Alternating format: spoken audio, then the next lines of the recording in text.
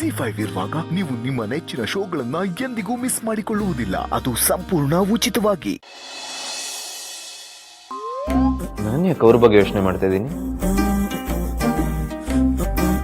ಏನೋ ಹೋಗ್ಲಿ ಪಾಪ, ಎಲ್ಲಿದ್ದಾರ ವಿಚಾರಿಸೋಣ ಅಂತ ಫೋನ್ ಮಾಡಿದ್ರೆ ಮಿಸ್ ಮಾಡ್ಕೋತಿದ್ದೀನಿ ಅಂತ ಕತೆ ಹೊಡಿತಾರೆ.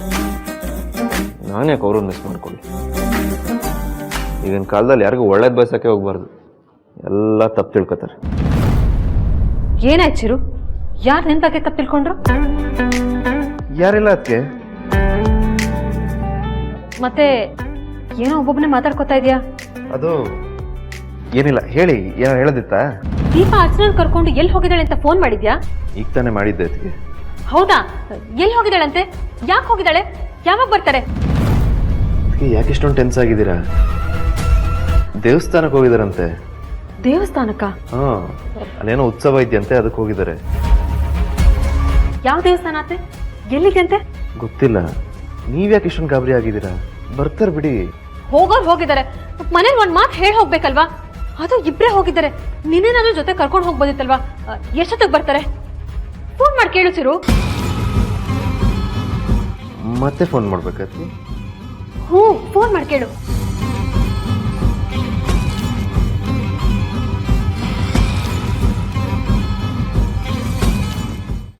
ಏನು ಹೇಳ್ತಾ ಇದ್ದೀರಾ? ನಿಮ್ಮ ಮನೇಲಿ ಮದುವೆಗೆ ಒಪ್ಪಲ್ಲ ಅಂತ ತಾನೇ ಈ ರೀತಿ ಮದುವೆ ಆಗಿ ಅಂತ ಹೇಳ್ತಿರೋದು? ಪ್ರೇಮಿಗಳ ವಿಷಯದಲ್ಲಿ ಹೇಗೆ ಮದುವೆ ಆಗ್ತೀವಿ ಅನ್ನೋದು ಮುಖ್ಯ ಅಲ್ಲ, ಹೇಗೆ ಜೀವನ ಮಾಡ್ತೀವಿ ಅನ್ನೋದು ಮುಖ್ಯ. ನಿಜ, ಆದರೆ ನೀವು ಹೇಳೋ ಥರ ನನ್ನ ವಿಷಯದಲ್ಲಿ ನಡೆಯಲ್ಲ.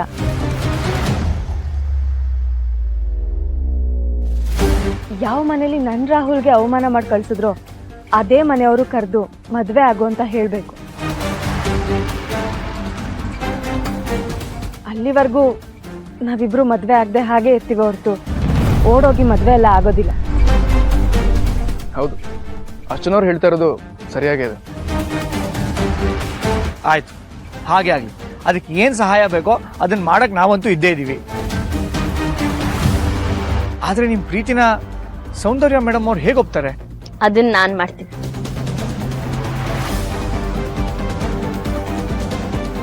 ನನ್ನ ಗಂಡ ಕಟ್ಟಿರೋ ತಾಳಿ ಸಾಕ್ಷಿಯಾಗಿ ಹೇಳ್ತಿದ್ದೀನಿ, ನಾನು ನನ್ನ ಗಂಡ ಮುಂದೆ ನಿಂತು ನೀವಿಬ್ರು ಮದ್ವೆ ಮಾಡ್ತೀವಿ.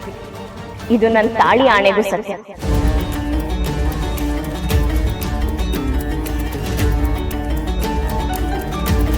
ಹಾ ನೋಡಿ, ನನ್ನ ಹಸ್ಬೆಂಡೇ ಫೋನ್ ಮಾಡ್ತಿದ್ದಾರೆ.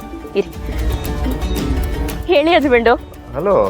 ಈಗ ತಾನೇ ನಿಮ್ ಬಗ್ಗೆನ ಮಾತಾಡ್ತಿದ್ವಿ, ಅಷ್ಟ್ರಲ್ಲಿ ನೀವು ಫೋನ್ ಮಾಡ್ಬಿಟ್ರಿ. ಎಲ್ಲಿದ್ದೀರಾ? ಹೊರಟ್ರಾ? ಈಗ ಕೆಲಸ ಮುಗೀತು, ಹೊರಡ್ತಿದೀವಿ. ಸರಿ. ಏನಂತೆ? ಕೆಲಸ ಮುಗೀತಂತೆ, ಅದಕ್ಕೆ ಇನ್ನೇನು ಹೊರಡ್ತಾರೆ. ಕೆಲಸ ಮುಗೀತಂತ? ಏನ್ ಕೆಲಸ ಅಂತೆ? ಗೊತ್ತಿಲ್ಲ ಅದಕ್ಕೆ. ಅಲ್ಲ ಚಿರು, ಅವ್ರು ಯಾವ್ದೋ ದೇವಸ್ಥಾನಕ್ಕೆ ಹೋಗಿದ್ದಾರೆ ಅಂತ ನೀನೇ ಅಲ್ವಾ ಹೇಳಿದ್ದು? ಮತ್ತೆ ಕೆಲಸ ಮುಗೀತು ಹೊರಡ್ತಾ ಇದೀವಿ ಅಂತ ಯಾಕೆ ಹೇಳಿದ್ರು? ಗೊತ್ತಿಲ್ಲ ಅದಕ್ಕೆ, ಅದನ್ನೇ ದೀಪ ಅವ್ರು ಹೇಳಿದ್ದು. ಅಲ್ಲ ಚಿರು, ಆಗ ನೀನು ಏನ್ ಕೆಲಸ ಅಂತ ನಾದ್ರೂ ಕೇಳ್ಬೇಕಲ್ವಾ? ಏನೋ ಪರ್ಸನಲ್ ಇರುತ್ತೆ, ಹೋಗ್ಲಿ ಬಿಡಿ.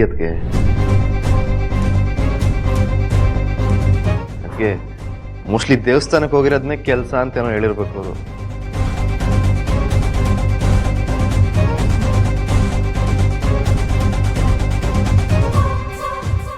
ZEE5 ಆಪ್ ಡೌನ್ಲೋಡ್ ಮಾಡಿ ಎಲ್ಲಾ ಸಂಚಿಕೆಗಳನ್ನು ಸಂಪೂರ್ಣ ಉಚಿತವಾಗಿ ನೋಡಿ.